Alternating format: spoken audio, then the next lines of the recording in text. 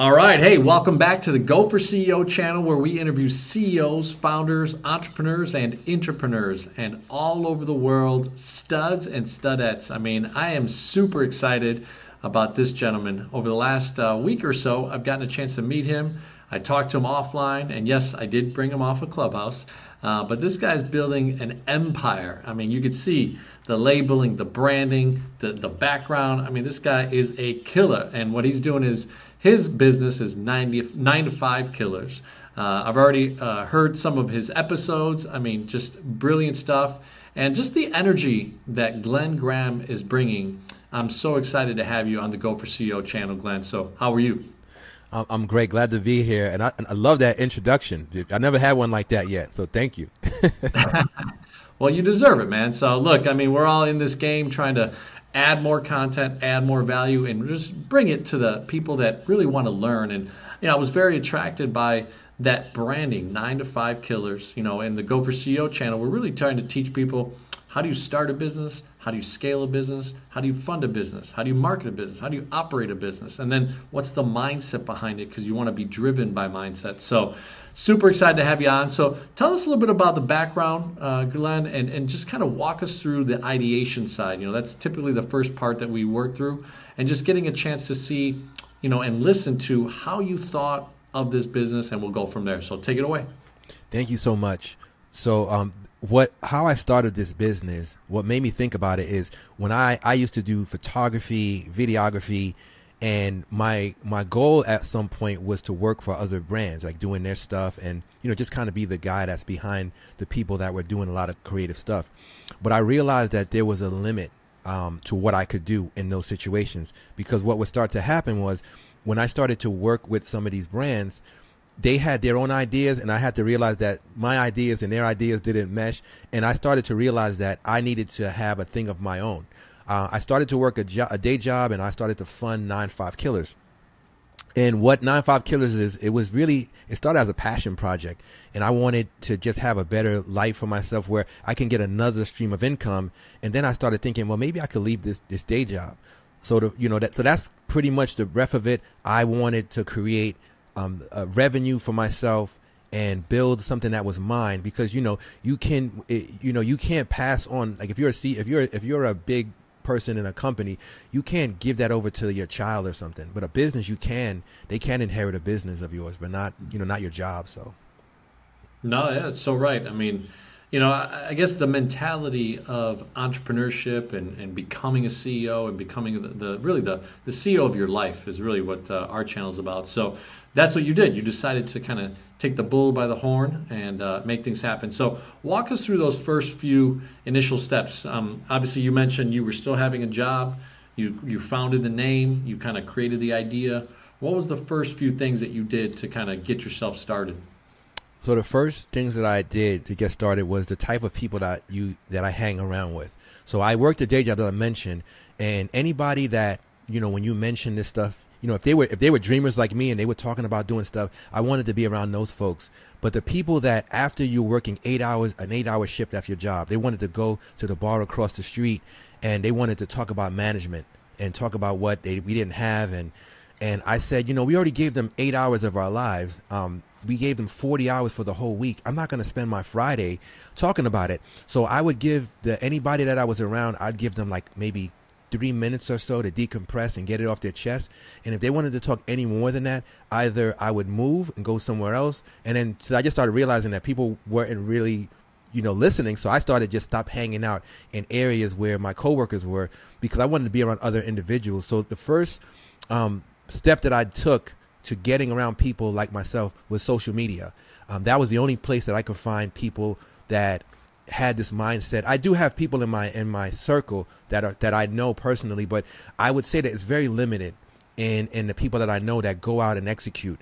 So online, you would see people doing things, and we kind of built this little community. One of the guys that I met was a guy named King Cavalli. He's the second interview that I did. Me and him became friends. The first guy to plug, we connected. I met people on Clubhouse like yourself. There's a bunch of people in the club that I started that we started to connect, but I really had to get around these individuals. So that was the first step. Now, the second step was when you're around those type of individuals, right now, they're executing on things. You don't want to be the only person in the group that's not doing stuff. So one of the first steps I did was I said, I want to start this podcast. But before I even started it, I was like, but I didn't want to, everybody was talking about monetizing things. And I never figured out how to monetize my podcast the way they were doing it. I decided to do the merch. That's where the merch came in. So I got 50 hats. I said I was going to do about, charge $45 a hat. And I remember this guy that I worked with, he said, nobody's going to buy a hat for $45 from you. You're dreaming. So every day I went to work, he asked me every day for like 2 weeks. And I didn't make a sale for like 2 weeks. And when I finally made my first sale, he asked me again. And then I think after the 20th sale or something, he stopped asking. And then, what's funny about people like that? When I see them now, they totally forgot that. So now this guy went from, hey, you'll never make it to, always knew you could do it. So you get that always knew you could do it. And I wonder if they really remember or that's just something that people say. I don't know. No, it's 100%. And I was looking at my phone because there's a 4-phrase scenario, right? First, they ignore you. Then they criticize you. Then they kill you. Like they just demean you, right? Like they just splatter you everywhere. And then all of a sudden they admire you. Right? So that's what you got to that admiration stage, by that second week, and what an awesome thing. So neat. Okay, so you start this idea. You're working at a job. You're starting to do this podcast. Starting to interview people that you created from relationships, maybe on social media, and a couple of the circle that you had before. But really, for you to create monetization, it was merchandise. So tell us the process of thinking from logo. Obviously, we see that beautiful 9 to 5 Killers brand, the color, the strategy of kind of the lettering, the font. Like, walk us through those things, because I think a lot of people just would really admire and love to hear, what are the steps that you could do to kind of get to that level? Yeah, so I had a background as a graphic designer, but this is funny. So I had a background as a graphic designer and a web designer, but for this logo, I was burned out. Like with starting the podcast and doing the interviews and thinking about what merch I was going to do and then working a 9 to 5, I was burnt out. So I would sit down, and I've done logos for dozens of clients. But when it came to my own logo, I was fried. My brain was fried. I couldn't think. And I was like, I don't know what to do. And then I said, you don't have to do it all yourself. So I reached out to this guy named Chris that he used to be the guy that kind of was like, how do you call him? The person that was your mentor in the graphic design stage. So he was a art director. So I said, I'm going to hire this guy to do my logo. Right. But I was thinking to myself, I didn't have a lot of funding. I said, what, how could I get this guy to work on my logo? So I said, hey, I called him up and said, hey, Chris, I got this idea. I want this logo. I need it done. My brain is fried. Here's a couple sketches that I did. And I said, here's what I want to do for you. I was like, because he wasn't really getting like a lot of clientele like that. So I said, what I'm going to do for you is I'm going to get you 2 high paying clients. You're going to do graphic work for them. And then you're going to do mine for free. And he was like, if you could do that. And so he did it without any money or anything because he trusts my word. And if I didn't do it, of course I would pay. And so right after that, when they saw my logo, it was like, who did your logo? That's all it was. And then that's how I got them to, use him, because everybody thought I did it. But I said, no, this guy did it for me. He gave me so many different variations of the logo. And then so that was the first step, right? So the idea of the killer, why was that in there? A few people told me, don't put killer in the thing because it's a very negative thing and people are going to not be afraid of it. And I thought it was a nice controversy. I thought the killer part, it draws people in, especially when I go to trade shows and things of that, like for podcasters, when you go there and they go, what's your podcast? And then you go 9-5 Killers, everybody got quiet and was like, you interview serial killers? And so I love the idea that everybody mistakens it for that. And so that was the whole idea, getting them to stop, getting them to ask questions, because if they know what it is, they don't want to ask you questions. But everybody usually thinks I interview serial killers. They don't know that it's about people that kill their day job. So I love the fact that that's the part. And then one other part you mentioned about having the idea and sticking with it. The first hats that I did was all one color. It was black and white. and I did 50 hats. And someone said, why would you do it all one color? It's going to be harder to sell. And I had heard this thing about, I think it was a quote from Ford. He said, do everything but just make it black. I saw that quote for some reason, and I said, I'm going to make them all black and white. And it was the easiest thing I ever did, because there was no, people would say, oh, I like red better, I like green, I like this. I said, I only got black and white. And they just bought it. They just were like, okay, well, I buy it. And that was like, so I think the point of it all about like getting from the idea, right? You're the first person that believes in it. So there were plenty of people that's going to tell you, yeah, it's impossible, but you have to believe in it. Otherwise, nobody else will believe in it. And now some of the people that disbelieve in it, they're some of my biggest customers. Love it. Love it. And, you're hearing the power in the voice of Glen, the conviction and the strength of him knowing that it's going to work, right? And so I love that you just shared that. So let's teach him a little bit about kind of the merchandising side, since Sure. that is kind of the monetization piece. Did you look up a couple vendors? How did you start to sort and really see who's going to create your stitching and the hats that you're wearing? So a little bit of that, because obviously that's Yes. a big part of it. So the first thing I did, I think word of mouth, like I mentioned, because I hang around a lot of other people that's in the space, I just called them up. Hey man, what do you do?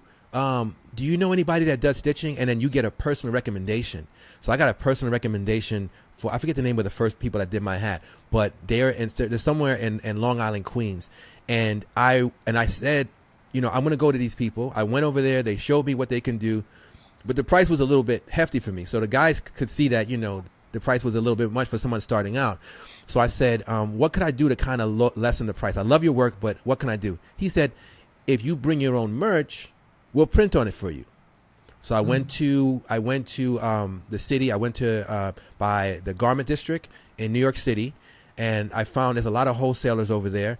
Most of them want you to have a wholesale license, but if you spend enough money, they kind of turn the other way. So I went around and I bought a bunch of the caps. I went to one place. I said, I'm going to buy 50 from you, and they gave me a discount of like $3 or $5 per cap at the time.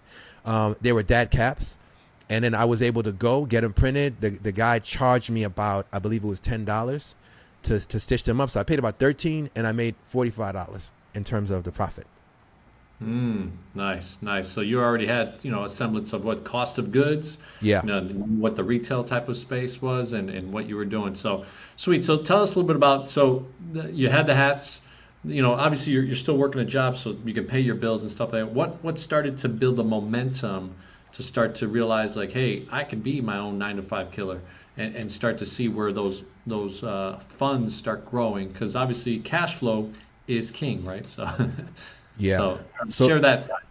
Yeah. So the first hurdle was trying to figure out a way, because I didn't want to have to meet up with people and give them the hat. I think that to me, it kills the whole experience.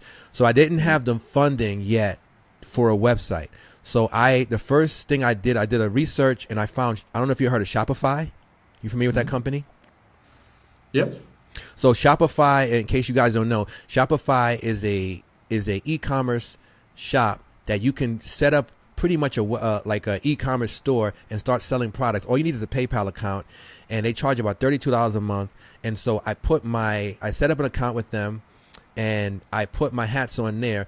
And people were still trying to meet up with me. Hey, I don't want to go to the website. I want to get it from you. But that kills a lot of your time. Like I said, I work 40 hours a week. It was no way for me to meet up with everybody.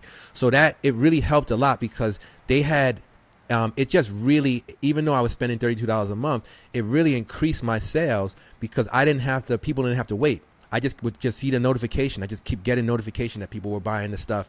And also I use social media. So I didn't take any ads or anything out. So social media was my biggest thing that I could use, and it's still one of the components that I use. And the reason why social media works is because I never asked anybody. This is the funny thing. I've never asked anybody to buy a hat ever.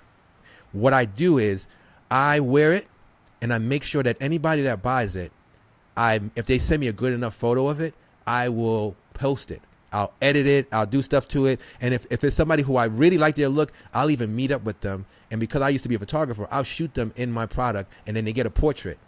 So these are things that I use, and it really helped me to create like a momentum in the business. And then one other thing I mentioned, besides the besides just the merchandise, then people started asking, like when I joined Clubhouse, I started getting consultation work. So people started, from what I started to do for myself, people were like, well, I need you to teach me how to do that. And I'm like, I don't have so I remember I said it a few times in a Clubhouse room. I said, I'm not a coach. I don't do that. I don't do consultations. I'll give you some information. And then I remember this guy, Coach Paul, shout out to Coach Paul. Coach Paul said to me, can I tell you something? He said, stop saying that. You are a coach. You are a business person. You have to believe in it. You like what the information you're giving out. Yeah, you give out some, but you can't give everything away. And if people want to pay you for it, what difference does it matter? Just do it. And then sure enough, when I started to like change that negative self-talk, because I didn't believe it. And I'll be honest, I didn't believe it. I was like, this is simple. And my girlfriend also, shout out to my girlfriend, Alessia, she told me the things that you're teaching, right, is not common knowledge to everybody. So you have to stop acting like it's common knowledge. And so that really helped with the stream of income. So now I wasn't just getting money from the merchandise, but what I'm learning. So as I'm learning stuff, I'm teaching it and people are paying me to do stuff that I'm learning.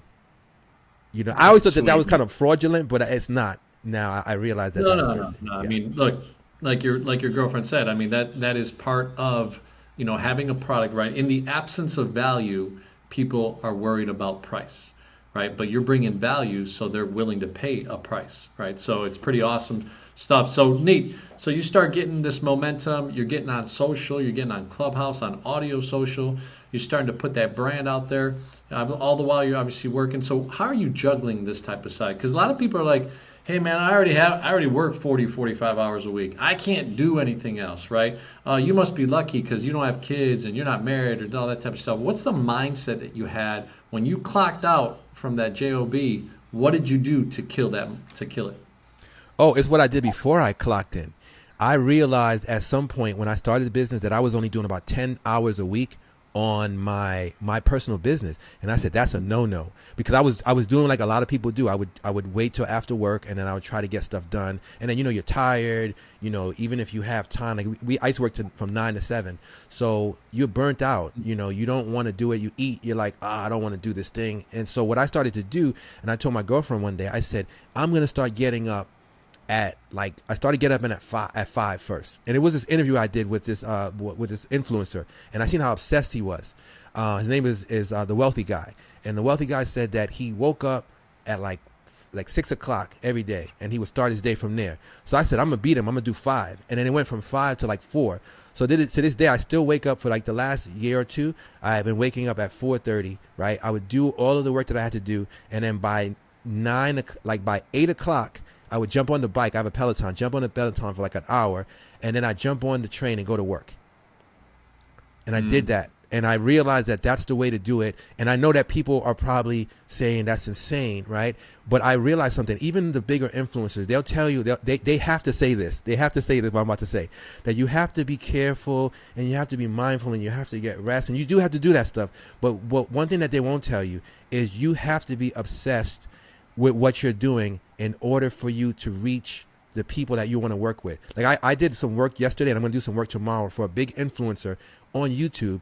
I only have about 140 subscribers. This person has 28,000 subscribers, right? Most people wouldn't think that you can work with somebody that early when you're just starting out something. But I'm a newbie at YouTube, but I'm not a newbie in terms of the skills that I know. So all you gotta do is find out the skills that you know that you can help this person. And not only did this person pay me to do this stuff, but also I can pick his brain, and he allows me to pick his brain to find out stuff that's helping my channel. So that's what I've always done. I've always tried to leverage the knowledge that I've had to make sure that I'm not a newbie at anything. I'm never a newbie in any space that I go, because there's something that I know that the person that's established than me doesn't know.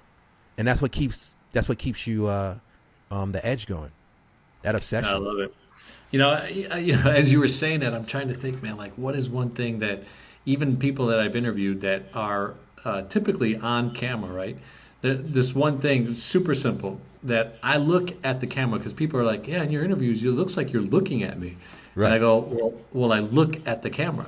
And they're like, wait, you don't look down? You don't look aside? You don't look to the screen? I go, no, I look to the camera. They're like, well, how do you know, like, you know, what they're feeling? It's like, well, every once in a while I'll glance down, I'll look at the body language of the person that I'm interviewing, and based on the question I'm asking, I'm hearing, and then I ask the next question, right? So Right. it's interesting that you said, I love that, because there is always a nugget that we can pick up from someone else, right?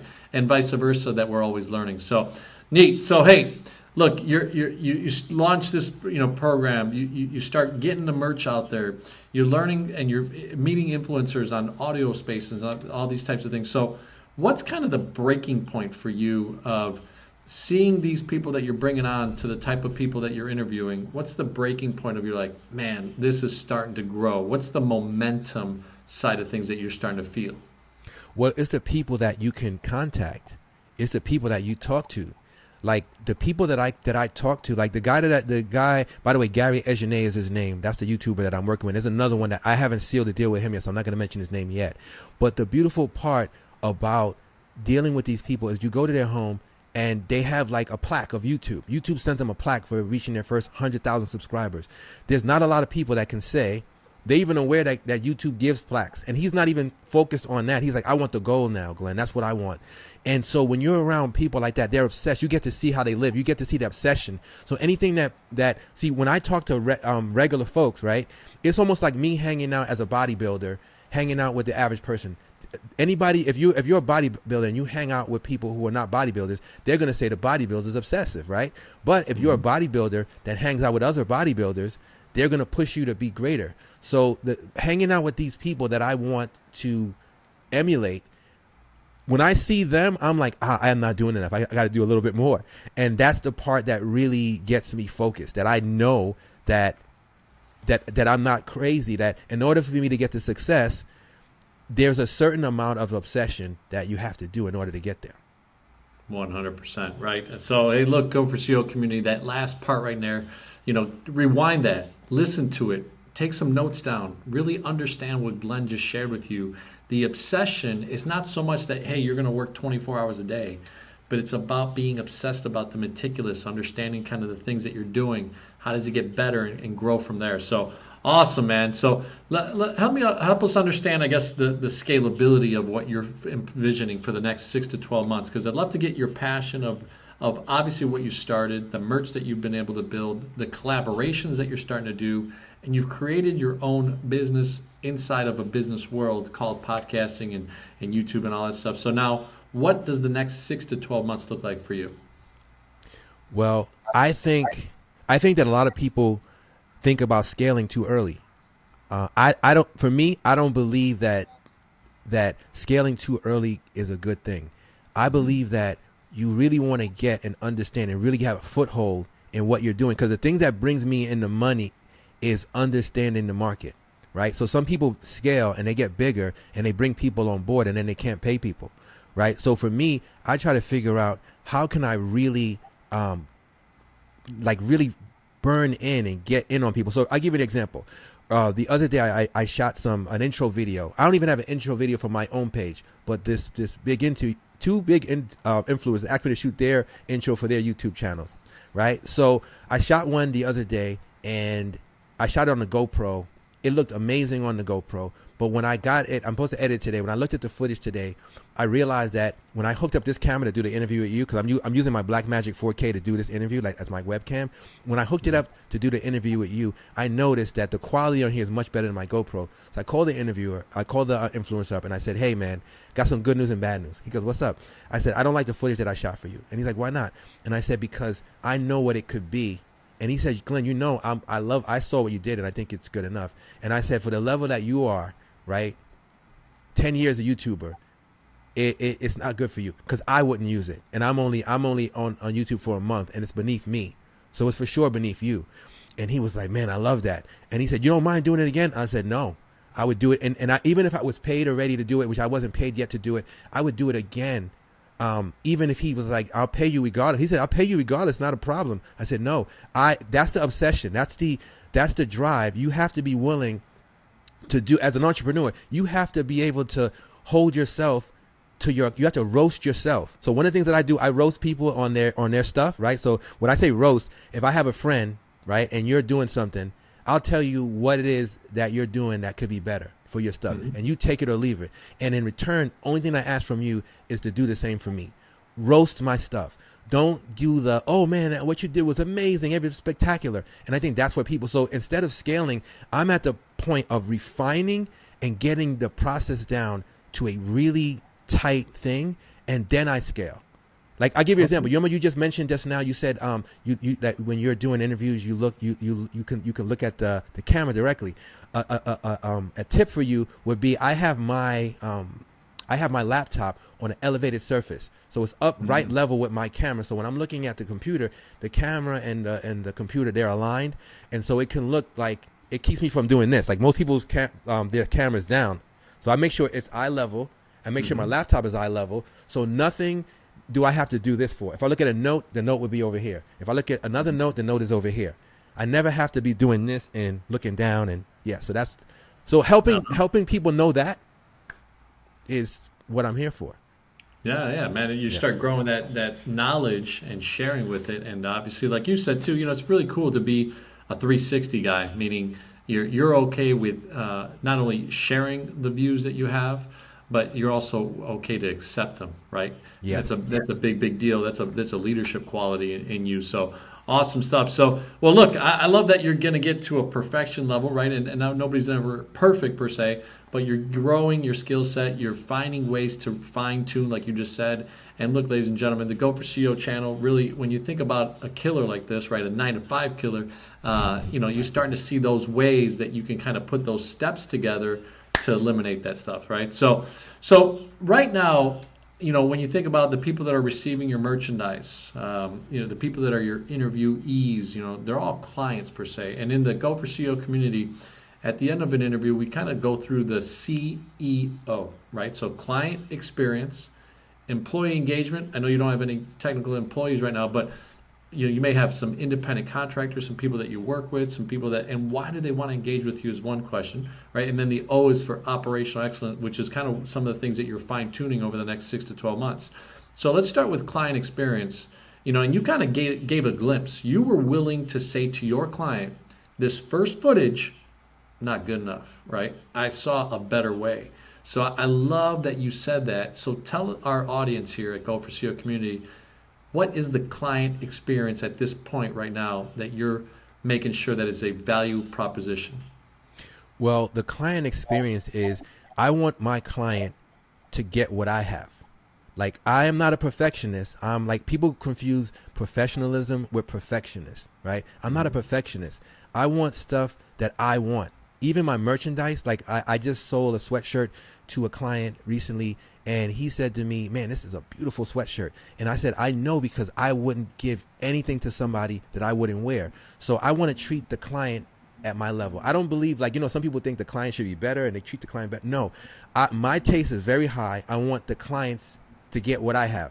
That's that simple. So when you think about that, like, even when I told my friend, like, the influencer, when I said, hey man, I could do this, I could do a better job, the first thing that he said to me was, Glenn, I know you're a professional and you want it to look amazing, but this is kind of good. And I told him, instead of just telling him like that technically it was passable, I think about an experience. I don't go out on passable dates. I don't eat passable food. So if I'm going to go to a restaurant, if I said, hey, if you ask me, hey Glenn, what's a good restaurant? I'm in New York City. I'm going to go to this place. It's decent. Or you be like, go to this place. It's really good. I highly recommend it. Which one are you going to eat at? Well, a really good one, because I love food. Yeah, me too. So I think about that. I think about, like, the client experience is, treat the client or the person that you're working with as somebody that you respect. Don't try to get over, because people do, they'll get over because there's a gap between the knowledge that my client has and what I have, and I could easily just be like, hey, you know what, that's pretty good enough. But I know where they want to go, so I know where this person wants to go. You're talking about getting a gold plaque from YouTube, which means 1 million subscribers. That means you have to walk the walk to get there. You can't do the things that you've been doing before. You can't produce the same product that you've been doing and think you're going to get to this standard. You have to be obsessed.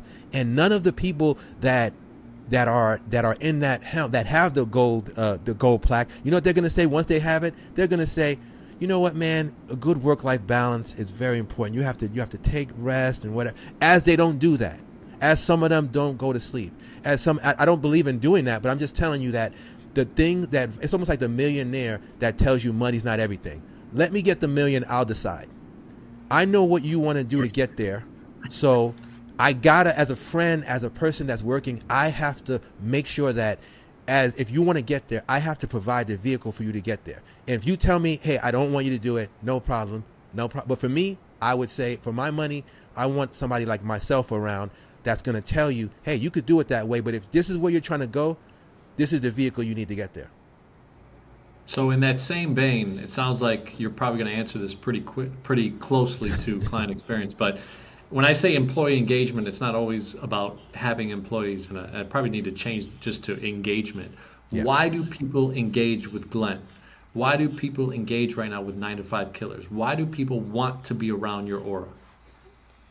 I would say people want to be around my aura because not only am I passionate about what I'm doing, but I'm intentional with what I'm doing. I had a friend the other day that said to me, he didn't want to put out what he wanted to do to the world just in case it doesn't happen.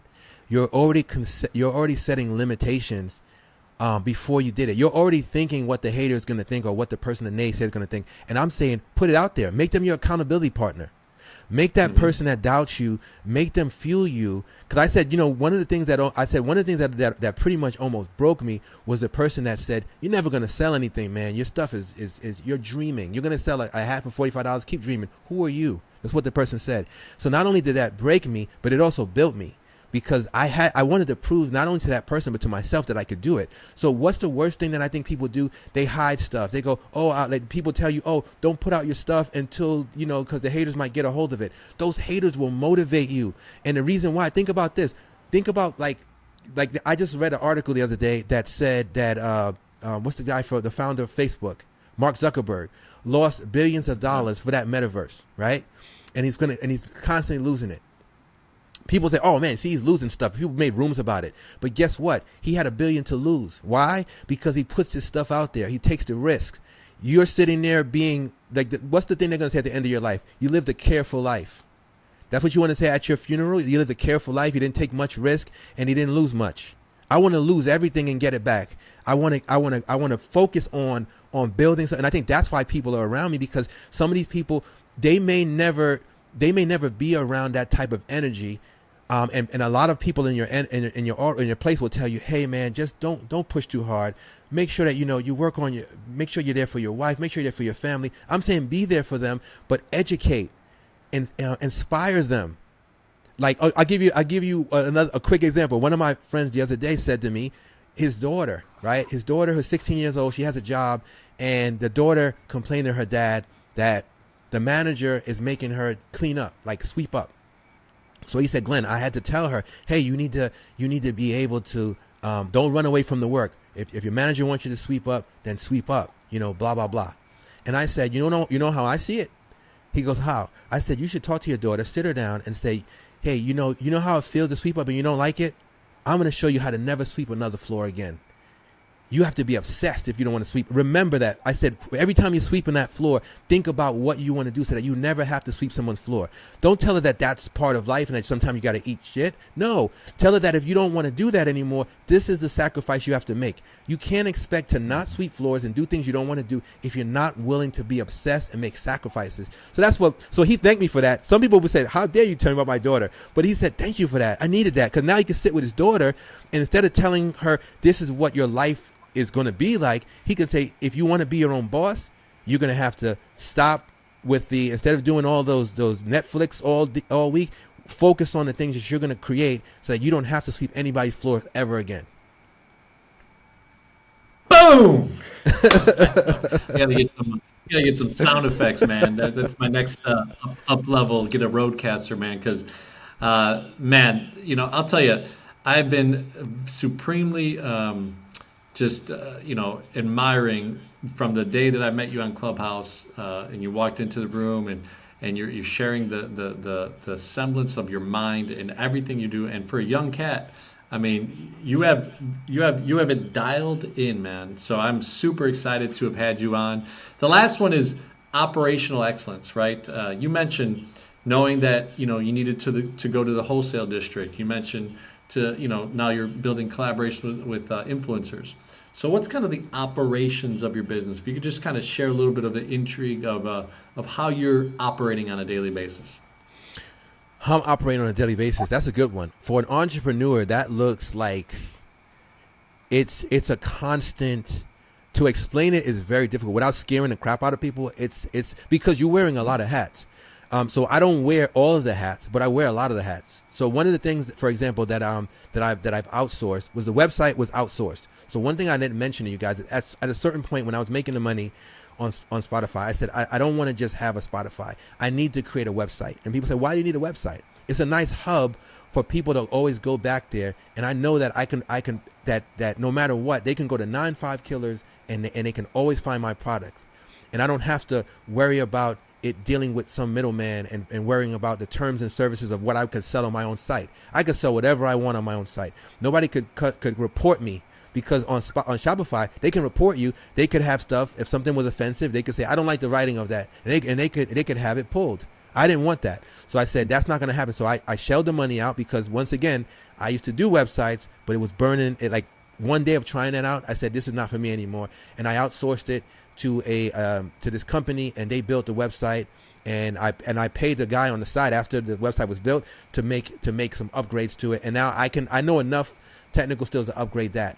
The other piece of it is realizing, I have a woman in your club, Big Whales, Tiffany. She's actually helping me work on my book. So I have a book about, so we have 10 chapters already outlined.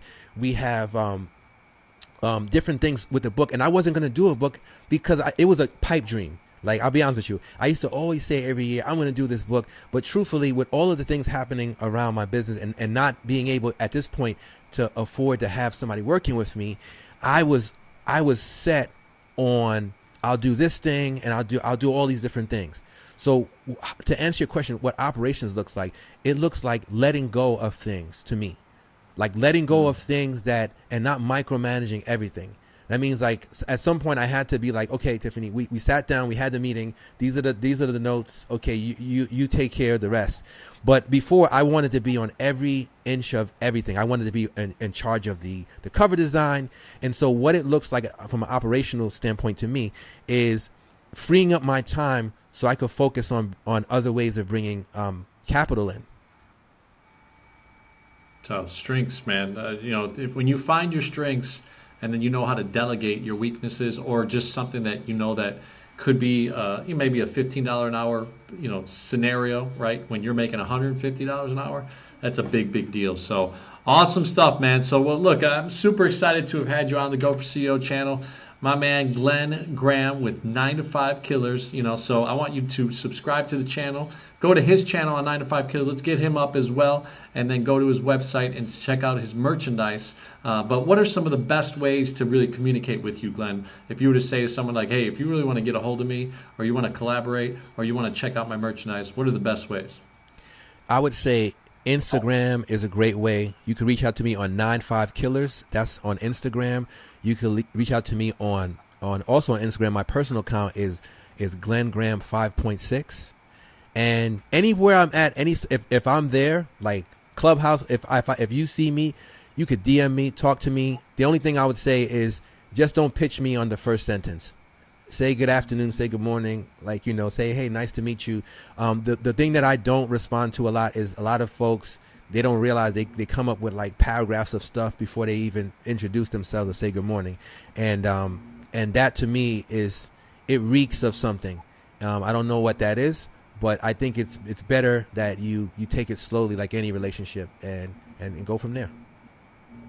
Awesome, my man. Well, hey, it's been a pleasure to have you on the Go for CEO channel. And we're a channel that's growing, bringing on the CEOs, entrepreneurs, intrapreneurs, founders of companies, showing people that it doesn't have to be the biggest name in the world, because the big names are really just diamonds in the rough, right? And growing. So we're looking forward to having you on every 6 to 12 months. We'd love to have you back on, Glen, and just keep on creating a tribe behind 9-to-5 Killers and anticipating, man, what's Glen up to next, and what is he going to do, and how is he going to grow it, and what's the next level of that you're going up to. So excited to have you on. Any last words? Man, I'm happy to be on this podcast. It's been a really great experience, John. Like, you're an amazing interviewer. I mean, you have it down. I don't know how long you've been like. How long did you? How long? If I can ask you a question. Yeah, yeah. How long have you like studied interviewing people? Has it been like a long time or? Well, I mean, in general, you see the classics, right? I'm getting older, so I'm like, I remember seeing Johnny Carson as an example. Seeing Oprah as an example. Recent other people, but I'll tell you, I think I just like having a conversation, right? I've always been curious since I was a little kid, like when somebody had a job, they had like job fair events. I would actually go to those job fairs and be like, so what do you do? How do you do that? Well, how's it going on? And then I remember when I was like even younger, my mom would take me to preschool or to school, and we'd have to take a train from Bensonville to the Chicago downtown. It was about an hour and 15 minutes train ride. And I would always sit down and I'd look up to people and be like, what do you do? Right? So, I'd listen, like, they'd be like, oh, because they were maybe in a suit and tie, or the lady was in a nice dress wear or whatever.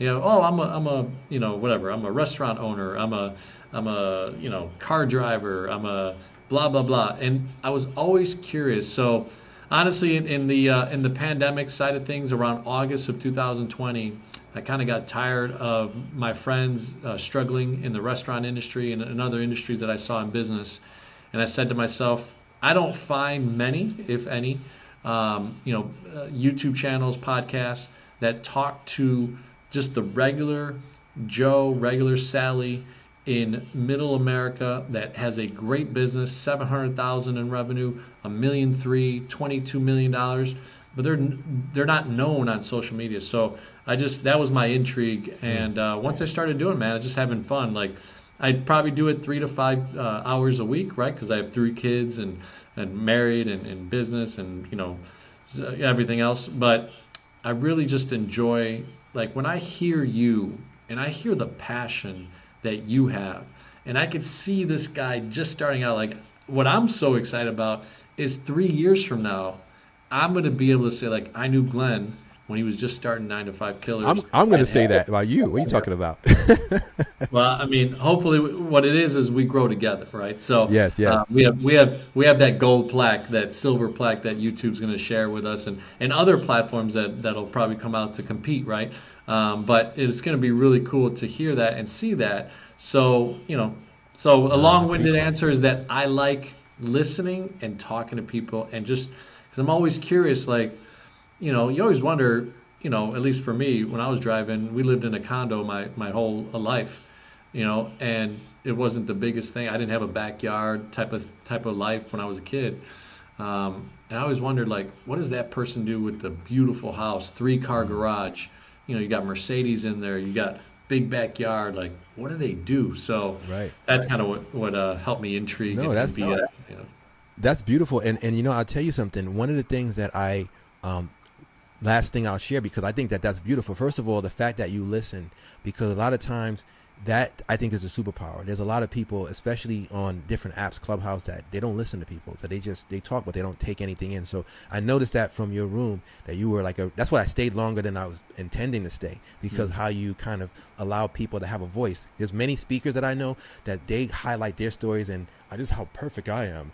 And they don't make people look at themselves and say, you're great too. So you did a lot of that. I noticed that.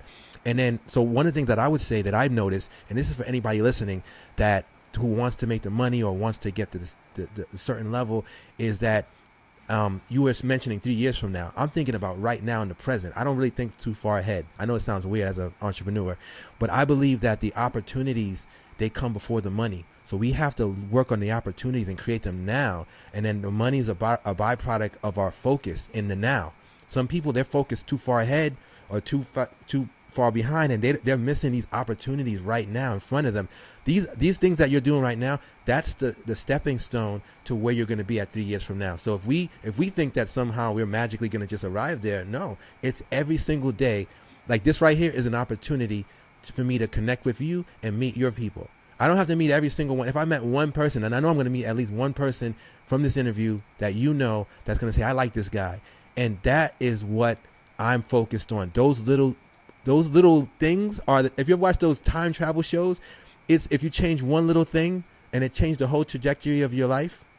Yeah, it's That's crazy.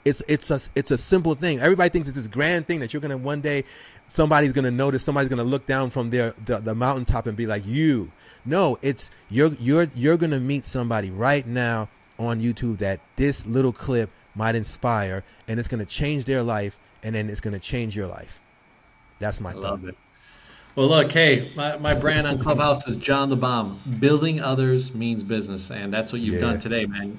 By being on the show, by sharing the wisdom, you've been able to build others, and I can't wait for this to drop. And you're teaching me because we're recording this on a different platform that I don't typically record on. So I'm Yeah. excited to see the quality and the difference and up level if this is where we go. So awesome, my man. Well, I really appreciate it, and looking forward to being on your show as well.